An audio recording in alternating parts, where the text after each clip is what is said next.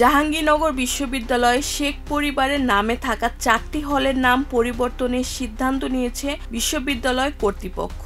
4 December সন্ধ্যায় উপাচার্যের সভাপতিত্বে অনুষ্ঠিত সিন্ডিকেট সভায় এ সিদ্ধান্ত নেওয়া হয়। বিষয়টি 5 ডিসেম্বর নিশ্চিত করেন বিশ্ববিদ্যালয়ের ভারপ্রাপ্ত রেজিস্ট্রার এবিএম আজিজুর রহমান। সিদ্ধান্ত অনুযায়ী শেখ রাসেল হলের নতুন নাম নবাব সলিমুল্লাহ হল, শেখ হাসিনা হলের নাম জুলাই 24 জাগরণী হল, বঙ্গবন্ধু শেখ মুজিবুর রহমান হলের নতুন নাম শেরে বাংলা একে ফজলুল হক হল এবং বঙ্গমাতা ফজিলাতুন্নেসা মুজিব হলের নতুন নাম শহীদ ফেলানী খাতুন হল।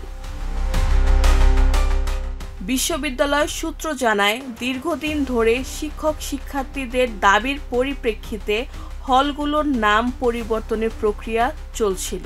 গত বছরের জুলাই মাসে সংগঠিত গণ অভ্যুত্থানের 1.5 বছর পর বিশ্ববিদ্যালয় প্রশাসন অবশেষে সেই দাবির বাস্তবায়নে উদ্যোগী হয়।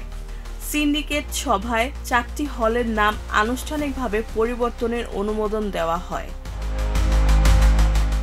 প্রশাসন জানিয়েছে, বিশ্ববিদ্যালয়ের ইতিহাস, সংস্কৃতি ও গণ আন্দোলনের চেতনাকে প্রতিফলিত করতেই নতুন নামগুলো নির্বাচন করা হয়েছে।